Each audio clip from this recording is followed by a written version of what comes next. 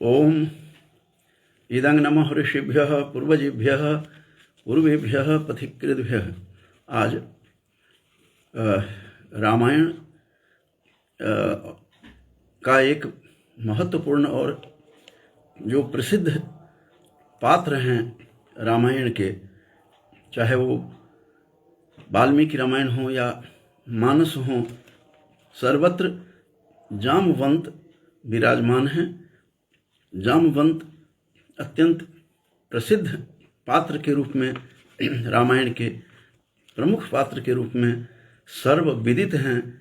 आज उसी का संक्षिप्त परिचय लेकर के आया हूँ।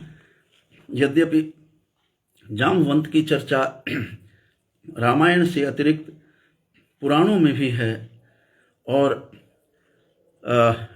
इसलिए उनका संक्षिप्त रूप से ही परिचय केवल देने के लिए उपस्थित हूँ। उनका जन्म ब्रह्मा के तप के काल में, कहा जाता है कि जम्भाई काल में उनका जन्म हुआ था और प्रथम ऋक्ष के रूप में जामवंत इस भूतल पर अवतरित होते हैं। ब्रह्मा के तप काल में जब वो जम्भाई ले रहे थे, उसी समय उनसे प्रथम ऋक्ष के रूप में जामवंत का जन्म होता है। विष्णु पुराण के अनुसार तो जब ब्रह्मा जी से मधुकैटभ नामक दैत्यों का जन्म हुआ, उस समय ब्रह्मा जी के पसीने से जामवंत का जन्म हुआ।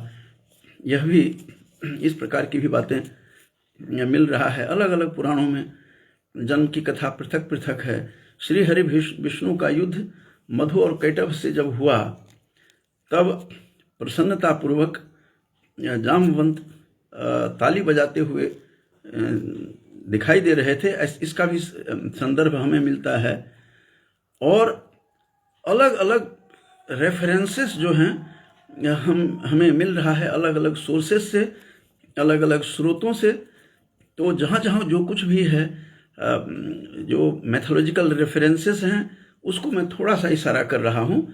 इशारा मात्र करता हूँ कि जामवंत किस प्रकार से अलग अलग रूप में दिखाई देते हैं। अग्नि पुराण को जब देखेंगे तो वहाँ जामवंत का जन्म अग्नि से बताया गया है। इनके माता गंधर्व कन्या थी और पत्नी जयवंती थी, और इनकी कहानी जो है विशेष रूप से रामायण में अतिशय इनका वर्णन आया है और इन्हें कई स्थान पर वानर के रूप में भी स्मरण किया जाता है। तो इस प्रकार से इनकी आयु इतनी लंबी थी कि राम एवं कृष्ण काल में भी ये उपस्थित हुए दिखाई देते हैं। और दोनों में युद्ध भी हुआ था, उसकी संक्षिप्त में थोड़ा सा बताऊंगा। और राम काल में इनकी आयु 6 मनवंतर से भी अधिक हो गई थी और अत्यंत वृद्ध थे और बुद्धि से काम ले रहे थे। और यद्यपि जब सीता का अन्वेषण करने के लिए जाते हैं, सीता की खोज में जब निकलती है वानरी सेना, यद्यपि उसका नेतृत्व तो बाली का पुत्र अंगद कर रहा था, लेकिन बुद्धि से में बुद्धिमान थे।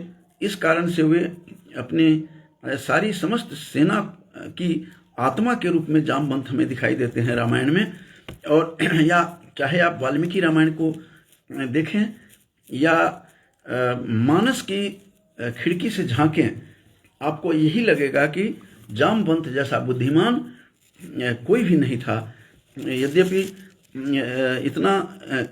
इतना और भी कई बातें उसके बारे में कहा जाता है, लेकिन महत्वपूर्ण बात यह है कि कूर्म का जब अवतार लिया था, कच्छप अवतार कृष्ण, कूर्मा अवतार से लेकर श्री कृष्ण अवतार तक सबका उन्होंने दर्शन किया था। जामवंत ने, इतनी आयु थी उनकी। और सप्त जो चिरंजीवी हैं उनसे भी अधिक आयु इनकी थी। और श्री हरि के जब 7 अवतारों के समय उपस्थित थे, इनकी शिक्षा के बारे में जब दृष्टिपात करते हैं तो आश्चर्य होता है। कितने बड़े बुद्धिमान थे, कितने बड़े बलवान थे और वेद के वेद पाठी थे, वेद के बहुत बड़े स्कॉलर के रूप में, विद्वान के रूप में दर्शाया गया है इनको, और सदा अध्ययनशील भी रहते थे।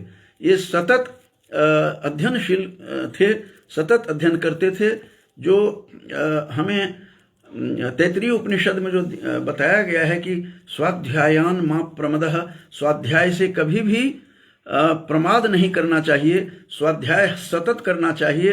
तो स्वाध्याय के तरफ जब हम देखेंगे तो इतने स्वाध्यायशील थे, स्टूडियस नेचर के ये रूप में हमें दिखाई देते हैं। तो इतने बड़े स्कॉलर के रूप में हम देखते हैं कि वेद के बहुत बड़े विद्वान थे। और इतना ही नहीं, सलाह देने में, राय मशविरा देने में, चूँकि ये बुद्धिमान थे, बहुत पुराने थे, अनुभवी थे, और सारी कथाएं इन्होंने देखी थी। कई अवतारों में विष्णु के उन्होंने विष्णु का अलग अलग रूपों में विष्णु का दर्शन किया था। इसलिए स्वाभाविक था कि ये बुद्धिमान के साथ साथ बलवान भी थे। बलवान के बारे में तो कहा जाता है कि 1 करोड़ सिंह की जितनी ताकत होती है, जितनी शक्ति होती है, 1 करोड़ सिंह के बराबर इनकी ताकत थी। इससे इनका पता चलता है कि इनकी ताकत कितनी थी। बुद्धिमान थे, विद्वान थे। लक्ष्मण को जब शक्ति बाण लगा तो इन्होंने ही सलाह दी थी कि जो कौन सी जड़ी बूटी से, संजीवनी से इनकी रक्षा की जा सकती है, उन्होंने ही बात बताई थी। उनको अनुभव था, और अनुभव कोई बाजार में नहीं मिलता। यह अनुभव के विषय में मेरे पिताश्री हमेशा कहा करते थे कि यह गाजर और मूली नहीं है कि तुम बाजार से खरीद करके ले आओगे। ये सतत, ये काल के साथ साथ, समय के साथ साथ, बीतने के साथ एक अनुभव होता है।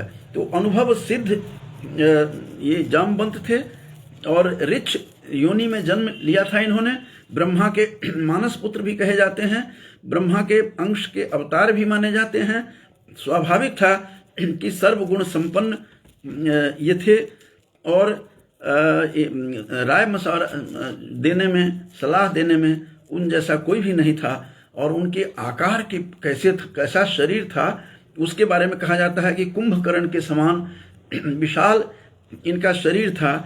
और यही मैं थोड़ी सी कथा सुना दूं कि जब कंब रामायण को देखेंगे, दक्षिण भारत के रामायण में, तो उस रामायण में एक कथा आती है कि जब रामेश्वर जब स्थापना कर रहे थे, बांध सेतु, जब जो वहाँ समुद्र पर सेतु बनाया जा रहा था, उस समय उन्हें कोई विद्वान की जरूरत थी जो पुरोहित का काम करे। तो जामवंत ने ही सलाह दिया राम को कि रावण जैसा विद्वान, रावण जैसा वेद के ज्ञानी इस संसार में नहीं है, तो हे राम तुम उन्हीं से करवा सकते हो। तो उनको कौन लाएगा? कहता है मैं जाऊंगा लाने के लिए। ये कंब रामायण में है। मैंने कई रामायणों को, पीछे मैथिली रामायण लिखते समय मैंने कई रामायणों का अध्ययन किया, तो कंब रामायण का रेफरेंस है कि वहाँ पर जाकर के कथा है कि उन्होंने कहा कि मैं लेके आऊँगा रावण को। रावण को जब वो लंका में जाते हैं, इतना भयंकर आकार था, इतना शरीर उनका था कि सारा भगदड़ मच गया, वहाँ शोर मच गया पूरी लंका में। जबकि कहा जाता है कि मेरी दादी कहा करती थी कि जो लंका में सबसे छोटा हुआ 49 हाथ का था। इससे, और तब भी ऐसे उसको जामवंत को देख करके सभी भौचक्के हो गए, भगदड़ मची, डर के मारे भागने लगे सभी लंका में। तो तब जाकर के इन्होंने जाकर के वहाँ पता लगा, रावण उनको बुलाते हैं, रावण ने देख लिया। रावण जाकर के उनको चरण स्पर्श करता है, क्योंकि रावण के जो दादा थे पुलस्त्य, वो ऋषि, उन्हीं के साथी थे जामवंत, इसलिए अपने पितामह के समान, अपने दादा के समान उनको सम्मान करते थे। और फिर उन्होंने कहा कि राम सेतु बांध रहे हैं, तुम्हें चलना होगा। उन्होंने कहा मैं जाऊंगा। तो वो वहाँ से आते हैं, और जब वहाँ गए तो कहा कि सीता के बिना ये अयज्ञो वा ये सहयो पत्नी का, जो पत्नी जिनकी होते हुए नहीं रहते हैं, फिर यज्ञ कैसे कर सकते हैं। फिर सीता को भी, वहाँ पर सीता भी आती है उस रामायण के आधार पर, और किसी रामायण में मैंने नहीं देखा ऐसा, इस प्रकार का संदर्भ, इस प्रकार का रेफरेंस। फिर वहाँ पर आकर के उन्होंने यज्ञ करवाया यज्ञ सेतु बांध के समय में वही पुरोहित का काम रावण करते हैं, फिर सीता वहीं चली जाती है लंका में। इस तरह की अजीब कथा है और बड़ा ही रोचक है प्रसंग। तो आप अंदाजा ला सकते हैं कि जामवंत कितना बड़ा विद्वान के साथ साथ उनका शरीर का आकार कितना था कि लंका में भी भयभीत हो गए लोग तो उनको देखकर। और हनुमान को भी उन्होंने ही समझाया था जामवंत ने कि तुम हनुमान सब कुछ भूल चुके थे, कितने बड़े बलशाली थे, अतुलित बलधाम कहा जाता है कि उनके बल का कोई अंत नहीं था। लेकिन समुद्र को पार करते समय वो शांत होकर के खड़े थे। तो इसीलिए जामवंत कहते हैं कि तुमका चुप साध रहे बलवाना, तुम बलवान होकर के भी चुप्पी साधे हुए बैठे हो। तब उनको याद करवाते हैं हनुमान को, चूंकि जामवंत को पता था कि हनुमान को शाप दिया हुआ था कि बिना स्मरण कराए हुए याद नहीं आता, तो उन्होंने ही स्मरण कराया तुम कौन हो। जो उपनिषद बार बार कहती है आत्मानम विद्धि, स्वयं को जानो तुम हो कौन। तो उनको स्मरण करवाता है उनकी ताकत की। तब जाकर के वो हनुमान जी फिर कनक भूधराकार शरीर अपना बनाया और वहाँ जाकर के वो देखते हैं और जाकर के समुद्र का पार करते हैं, लंका जाते हैं। और ये भी कहा जामवंत ने, कहता आप बताइए हनुमान ने पूछा कि जामवंत मुझे क्या करना है। कहता तुझे कुछ नहीं करना है, तुम केवल जाकर के लंका में जाओ और सीता की खोज लेकर के और राम को कहो तुम जितने भी वानर सेना है उन सब की राम को कोई ज़रूरत नहीं है, तुम लोग तो केवल कौतुक के लिए हो, खेल के लिए हो, तुम्हें कोई ज़रूरत नहीं है तुम्हारी राम को, राम स्वयं सक्षम है, स्वयं वो सभी राक्षसों का संहार करके आ जाएंगे। तुम तो इतना भर करो कि जा करके लंका में पता करो कि जानकी जगत जननी जानकी जो है वो कहाँ है। तो इस तरह से जामवंत के बारे में इतनी कहानियाँ हैं कि कहते हुए भी थक जाएं। और इतनी इनकी लंबी कहानी है क्योंकि कई अवतारों को हनुमान के साथ तो थे ही, इन्होंने कई अवतारों का विष्णु के अवतारों को देखा था, नज़दीक से देखा था, जिसके कारण से उस समय भी जब राम के समय राम से पूर्व ये जितने भी 10 अवतार माना जाता है विष्णु के 10 अवतार में, तो विष्णु के 10 अवतार में जब वामन का अवतार लिया था, इन्होंने राजा बलि को के दर्प को तोड़ने के लिए, घमंड को तोड़ने के लिए जब हरि विष्णु ने अवतार लिया था वामन का अवतार, तो ये खुद बता रहे हैं जामवंत कि मैं वामन अवतार जब लिया था विष्णु ने, उस समय उनसे जब मांग रहे थे तो 2 ही पग में विराट रूप धारण करके 2 ही पग में सारा कुछ नाप लिया था बलि का। उस समय कह रहे हैं, ये खुद कह रहे हैं जामवंत कि ये पौराणिक कथाओं के अनुसार कहते हैं कि मैंने बहुत नज़दीक से देखा है। ये सब कहते हैं क्या देखा है, कहते हैं विराट रूप धारण किया। उस समय इतना शक्तिशाली थे, जो 1 करोड़ सिंह का बल था जामवंत को। तो कहते हैं जब वामन अवतार हुआ था, जब वो नाप रहे थे, उसी समय वामन अवतार वाले विष्णु सहित पृथ्वी की 7 परिक्रमा कर ली थी हमने। ये बात जामवंत बता रहा है। कहीं कहीं तो रेफरेंस आता है, संदर्भ आता है कि 21 परिक्रमा की बात भी कही गई है। 21 बार परिक्रमा कर लिया था वामन अवतार के समय में पृथ्वी की। तो कितना बलशाली था ये। तो राम के अवतार में तो ये बहुत वृद्ध हो चुके थे और कई मनवंतर पार कर चुके थे। 6 मनवंतर पार करके अत्यंत वृद्ध हो चुके थे, बूढ़े हो चुके थे, इसीलिए सब कुछ उनको ज्ञान था। और तब राम से एक बार की अलग अलग कथाएं आती हैं इनके बारे में, जो ये भी कह रहे हैं कि राम को कहा एक बार इन्होंने जामवंत ने कि हे श्री राम, मुझे पसीना तक भी नहीं आया इस लंका में जितना युद्ध हुआ, इस युद्ध में मुझे तो पसीना तक नहीं आया। तो राम मुस्कुराने लगे और उन्होंने कुछ नहीं कहा। और कृष्णा अवतार में युद्ध करते करते किस तरह से पसीना छुड़ा दिया जामवंत का, इसकी भी कथा भागवत पुराण के 10वें स्कंध में आता है। तो इस प्रकार से तब कृष्णा अवतार के समय में युद्ध करके श्री कृष्ण ने, राम ने उनको दिखा दिया कि युद्ध क्या होता है, पसीने कैसे निकलते हैं।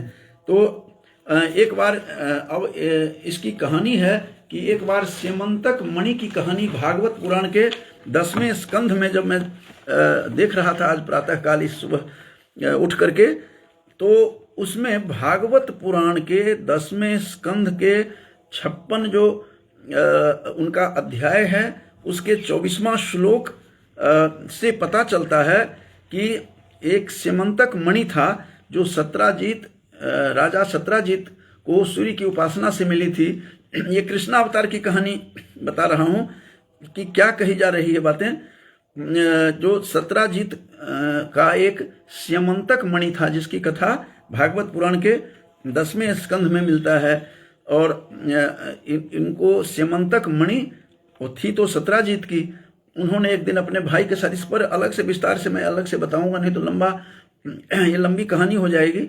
तो सत्राजीत की वह जो सेमंतक मणि थी, वह मणि उनका भाई एक दिन लेकर के चला गया जंगल में, और जंगल में जब वो गया तो वह जंगल में मारा जाता है। और वह मणि वो लेकर के जामवंत ने देखा कि जामवंत उसको लेकर के चला गया, और उस सेमंतक मणि के कारण से वो सत्राजीत का था। लोगों ने सोचा कि, और कृष्ण पर कलंक हो गया था कि कृष्ण ने हमें छल से ले लिया है, उनको वही चुरा लिया है। तो बड़े कलंकित हुए कृष्ण। ये भागवत पुराण के 10वें स्कंध में आती है कहानी।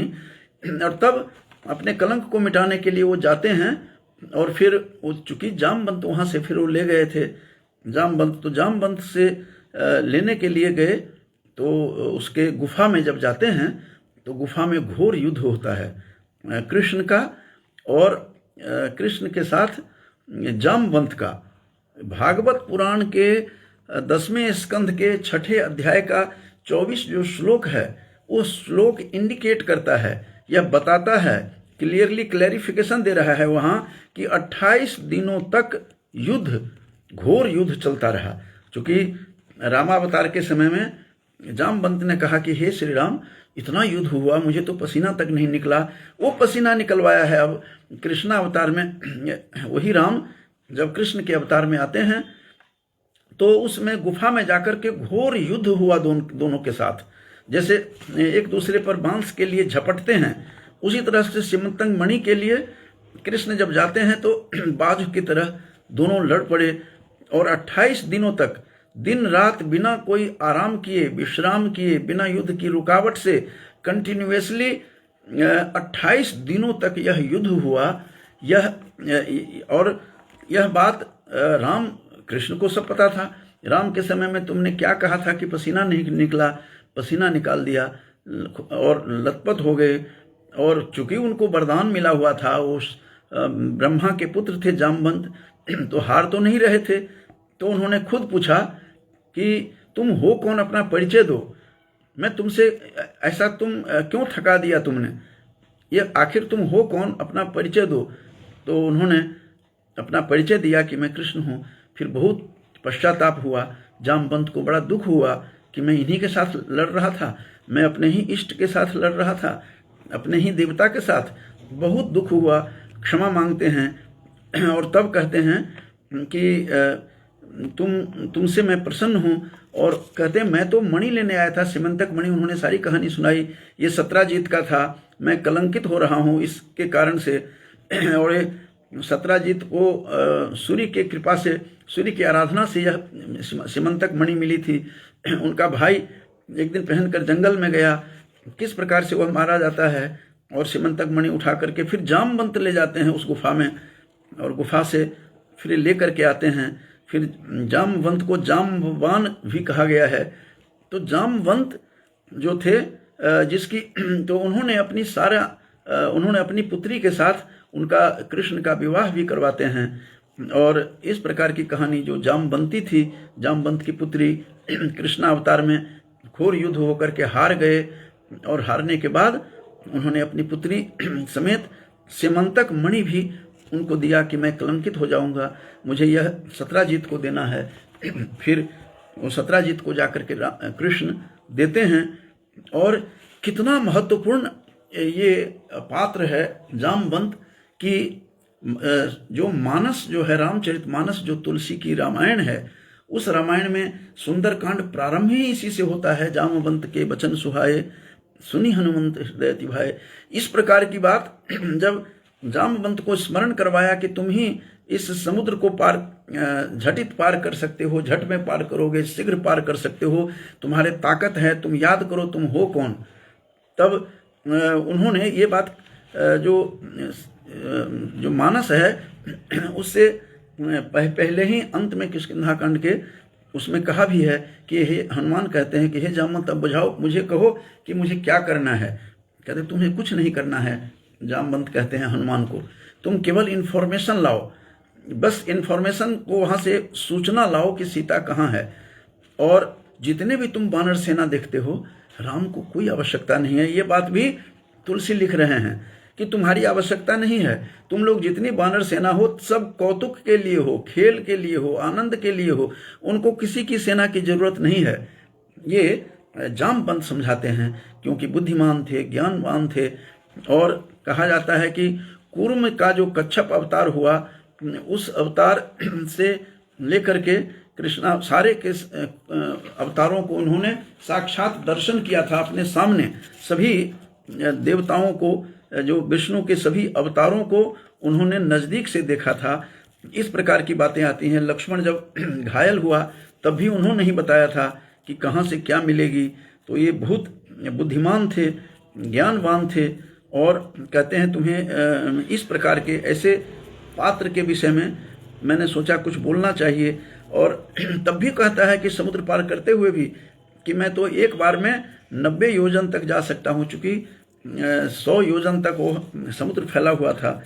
तो ये सारी शक्ति एक बुद्धिमान थे। और कहते हैं कि कछुए का जो अवतार था विष्णु का, कूर्म अवतार से लेकर श्री कृष्ण अवतार तक का सबका मैंने दर्शन किया है। 52 अवतार की बातें तो बताई हैं कि 52 अवतार में जब वो जाते हैं बलि के पास, तो वहाँ उन्होंने 7 बार परिक्रमा कर ली थी वामन समेत इस पृथ्वी की।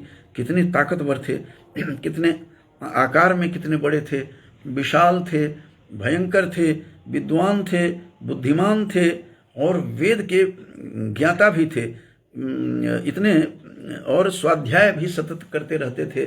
बहुत कुछ सीखी जा सकती है जामवंत से कि सतत स्वाध्याय करना चाहिए। स्टडी, कंटिन्यूअस स्टडी जो करता है। मेरे पिताजी कहा करते थे कि जो माँ प्रमदः, स्वाध्याय से प्रमाद नहीं करो। तो इस प्रकार आज का जो मेरा अभिप्राय था कि क्या किस प्रकार से इसमें दिया गया है कि जामवंत किस तरह के पात्र थे, विद्वान थे, बुद्धिमान थे।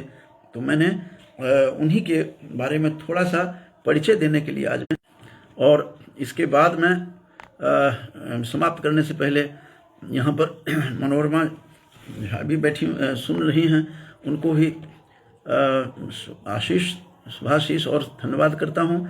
ध्रुव पाठक हैं, उन दोनों को धन्यवाद करते हुए वो दोनों श्रवण कर रहे हैं। आज मैंने सुबह सुबह देख रहा था रामायण को और भागवत को। तो भागवत की जो स्यमंतक मणि की जो कहानी है, उसका युद्ध कैसे हुआ, उनका कृष्ण के साथ एक दिन और लेकर के उपस्थित हो जाऊंगा। तो जो भी पुस्तक लिखते समय जो नई बातें मुझे मिलती है, मैं शेयर करता रहता हूँ इस माध्यम से। तो आज इतना ही कह करके अपनी वाणी को विराम देता हूँ। बहुत बहुत धन्यवाद।